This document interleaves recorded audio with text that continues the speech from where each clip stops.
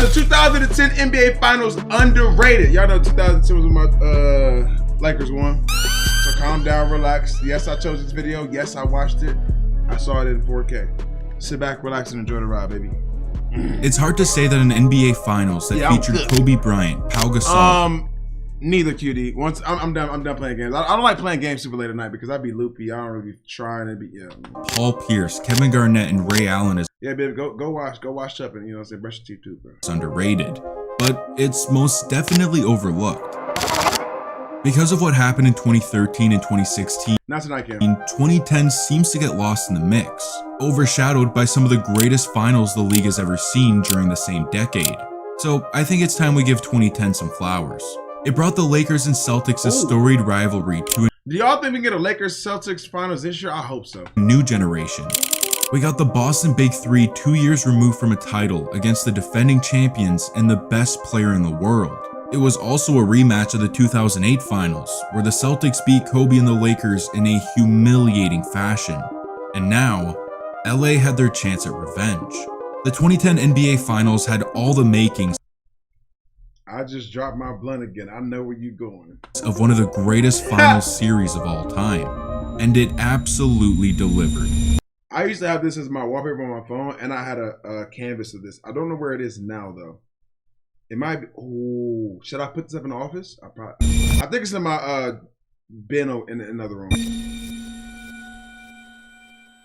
After a 22-year absence, the Boston Celtics are NBA champions. They whooped our ass, man. They whooped our ass. Once again.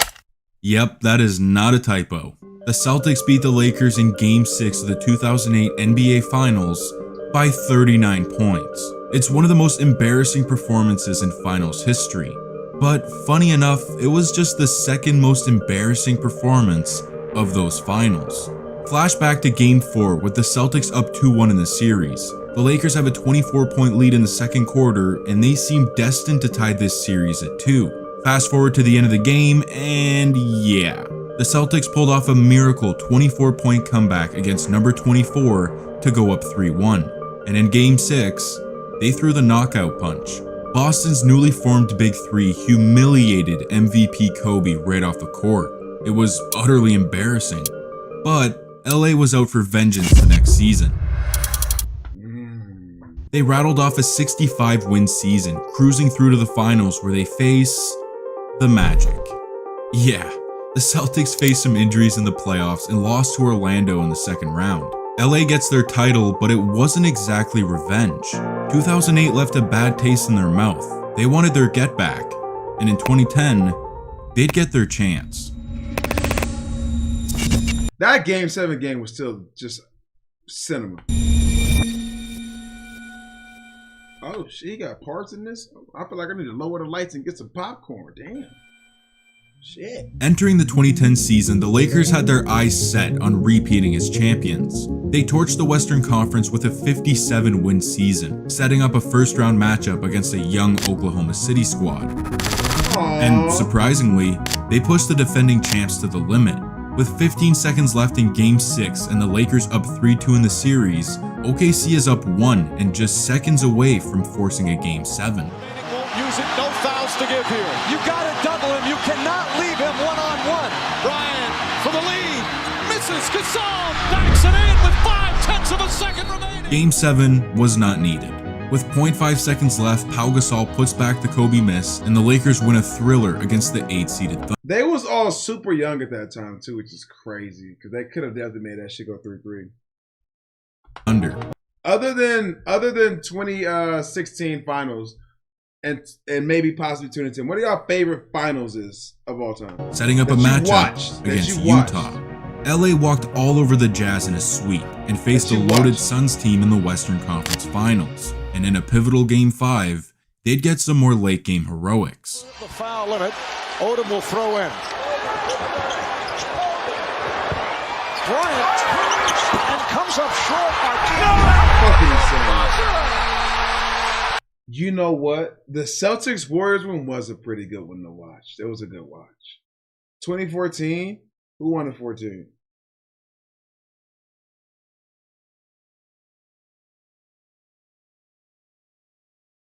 Is that Spurs and Bron?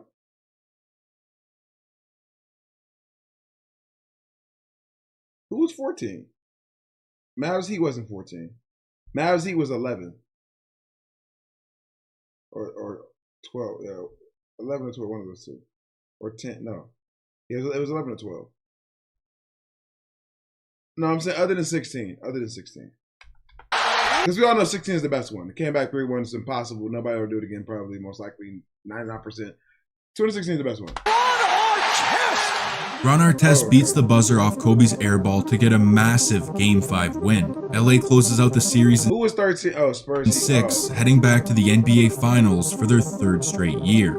And they smelled blood in the water.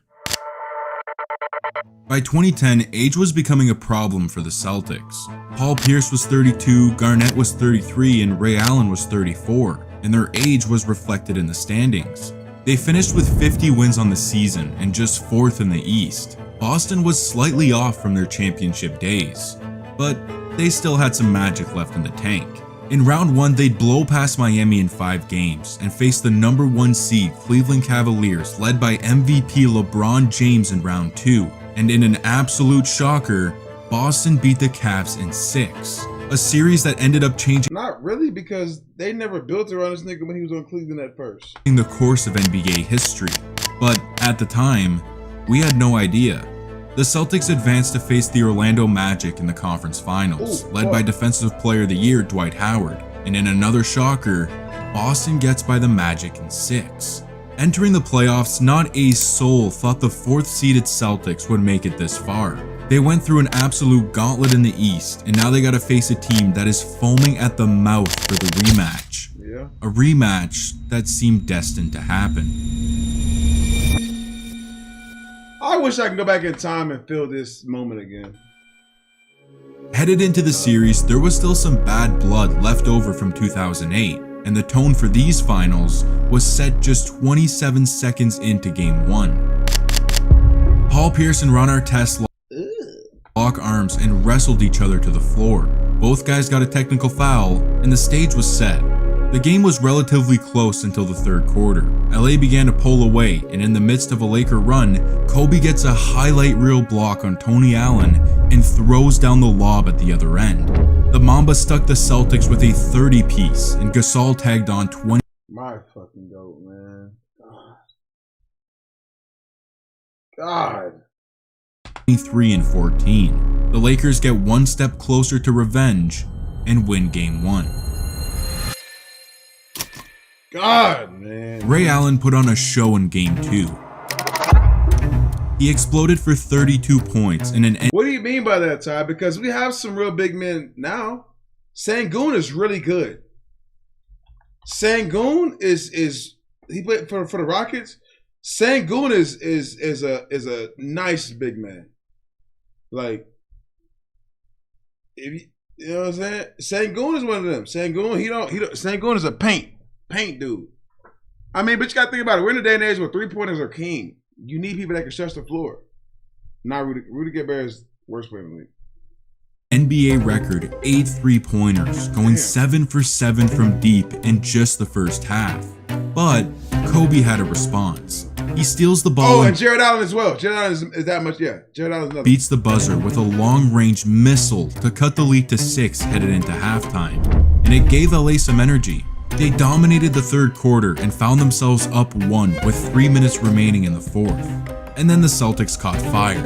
They go on a 9-0 run in the final 3 minutes and steal Game 2 on the road behind Ray Allen's hot hand and Rajon Rondo's triple-double. The series. Rondo don't get enough respect, credit, and love for this, man. 20, 12, and 10, pretty much.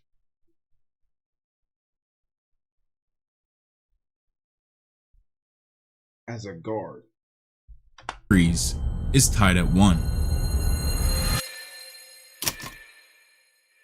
In Game 3, Ray Allen followed up his unreal performance with the stinker of the century. 2 points on 0 for 13 from the field and 0 for 8 from 3. The dude was building a house with all those bricks. But somehow, it was still a close game. Boston was down just 6 entering the 4th quarter, and then Derek Fisher decided to take over. Out of nowhere, he goes off for 11 in the quarter, including a ridiculous dagger for a dude who's 6'1". And again, for 13 from the field. Same type of makes he had. Fisher. This was a crazy lay, bro. This was a crazy lay. Gets hammered and he puts it in.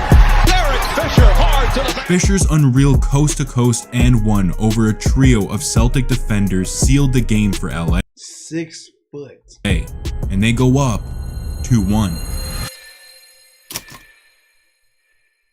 Up to this point in the series, the 2008 Finals MVP hadn't made much of an impact. He was averaging just 16 on terrible efficiency, and Kevin Garnett's been just okay at 50. No, this is a great channel. I wish they had like there's more basketball channels that I found like this than football channels. The football channels just be a bunch of throw darts and see what sticks. Whereas basketball, they be telling like short movies. 15 a game. But if the Celtics wanted to get back in this series, they'd need some help, which is exactly what they got in Game 4. Boston had 6 different players score in double digits, including 18 from Big Baby Davis and 12 from Nate Robinson. The Lakers did keep it close, but the others closed it out late for the Celtics, and they tied the series at 2. This channel is called Post 2K. Game 5 was the most decisive game of the series, and the big boys showed up. I want to say I've watched like 4 or 5 of his videos so far, and every single one is like not like when I mean like this. It's like as far as the editing is consistent, the music is very consistent, the crescendos is nice, the sound effects, the highlights is very much like yeah. The Truth finally makes his mark on these finals with a 27-point explosion, including 15 of those in the first half. But unfortunately, it would because he uses he goes and finds this footage. Like they're not just showing the scoreboard, on every he goes to find it. This is calm. Be overshadowed by this man because in the third quarter, the Black Mamba went nuts. You merely adopted the dark. I was born in it. Point shootout and All-Star weekend. It's a big one. I just got goosebumps. There, Kobe Bryant. Oh, what a touch. Perkins, good help defense there. Bryant again.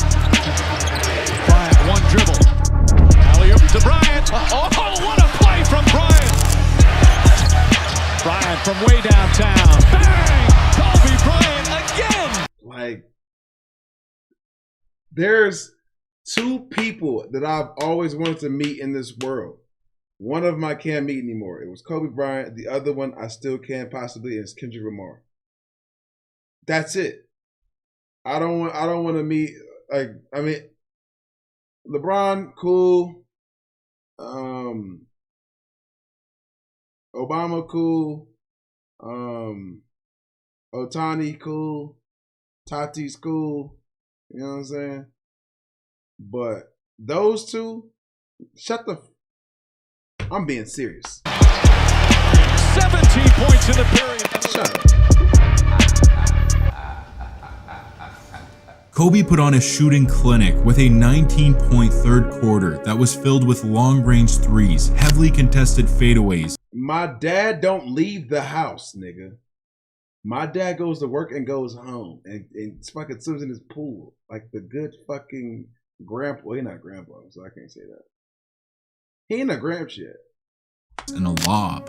Dwayne Wade couldn't believe what was going on. Kobe finished the game with 38, 5 and 4, but his heroics weren't enough. The Celtics held on to the lead the entire second half and came away with a pivotal Game 5 win. Boston is headed back to LA with a shot at another title against the purple and gold. I'm a third, Deborah. My dad is a junior. Game 6 was our first major blow. I'm not a junior. I'm a third. My dad is a junior. But I just call him senior because we got the same name. But he's not even a senior. He's a junior. Out of the series, and it was pure domination from the Lakers. Pau Gasol had his best game of the finals with 17, 13, and 9, while Kobe went off for 26, 11, and 4 steals in a 22-point win.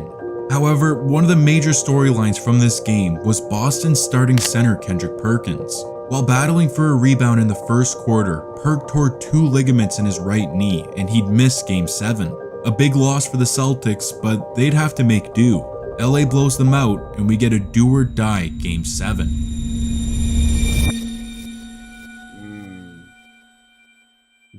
It was destiny for this series to get to a Game 7. It's green. Yo, kill that nickname right now. Don't ever type V3 in this chat again. Versus purple and gold. The greatest rivalry in the sport's history, facing off against each other in their 5th Game 7. Regardless of the era that you're from, this game meant something to you. It was pure magic.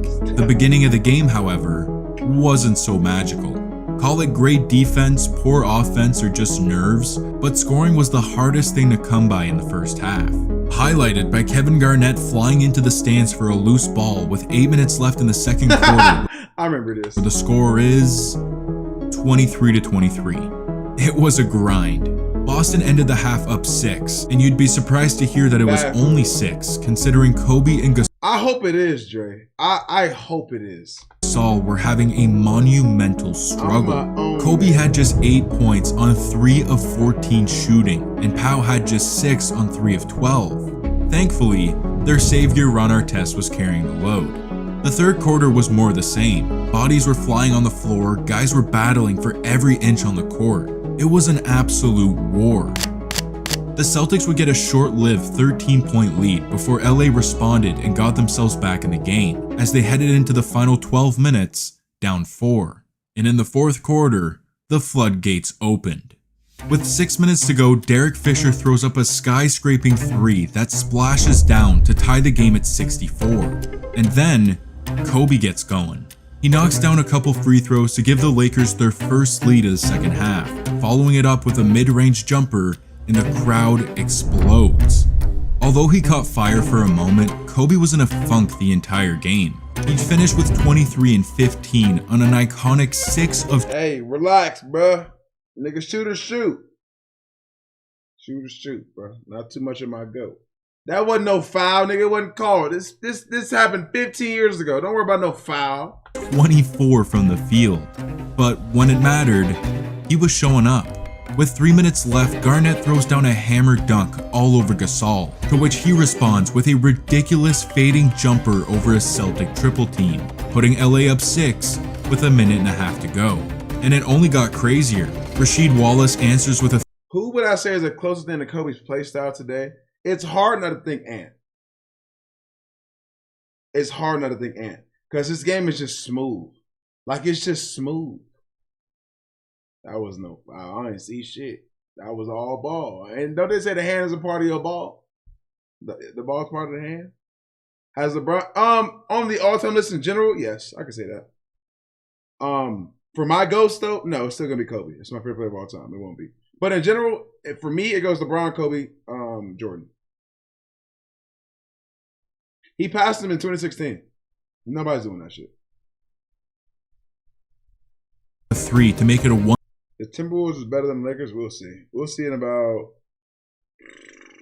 Was there a play? Wait. It was playing games today, wasn't it?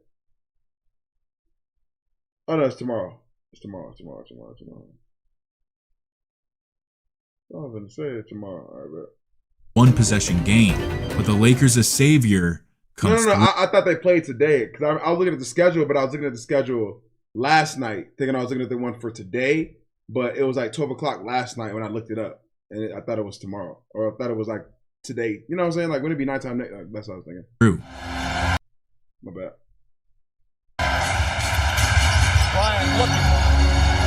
Who y'all got? Heat or Hawks or Mavs Grizzlies? I think it's gonna be Grizz, and I think the Hawks will win. I think both of the home teams will win. I think. You pass me the ball. Kobe, pass me the ball. Losing to a Ron Artest 3 is pretty nasty. I'm not gonna lie. My GOAT put up 100 points. That nigga didn't score 100 points in no game. Get that old shit out of here. Artest knocks down the clutchest shot of his career with just over a minute to go to push the lead back to 6. But this game was nowhere near over. Ray Allen comes back down and nails a corner 3 to cut the lead in half. Kobe gets fouled, goes to the line and makes 2 free throws to make it a 5-point lead with 25 seconds left. And the Celtics answer once again. Off an offensive rebound, Rondo hits a triple to make it. Nigga, my heart dropped when Rondo, out of all players, fucking Rajon Rondo hit a step back fucking 3. Nigga, I wanted to snatch that TV off the wall so bad, but I wasn't in my house. I was in my friend's house. He was a Celtics fan. I was a Lakers fan. Rondo, Rondo don't do this. If y'all don't know, I don't know how old or young y'all is, and if y'all even seen this in live, in real time. Rondo hitting this, The Celtics he don't do this. answer once again. This is like Dwight Howard hitting a 3. Off an offensive rebound, Rondo Rondo hitting a turnaround, in rhythm, step back 3.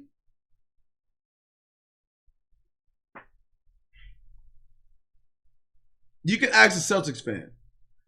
Every Celtics fan was like, what the damn? Everyone was like, man, what the yes? Every single one of them.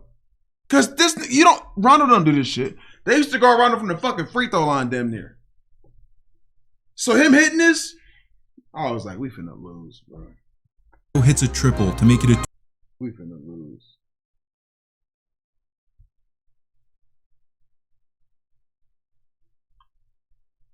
two-point game. Rondo was definitely still the top guard. Rondo at one point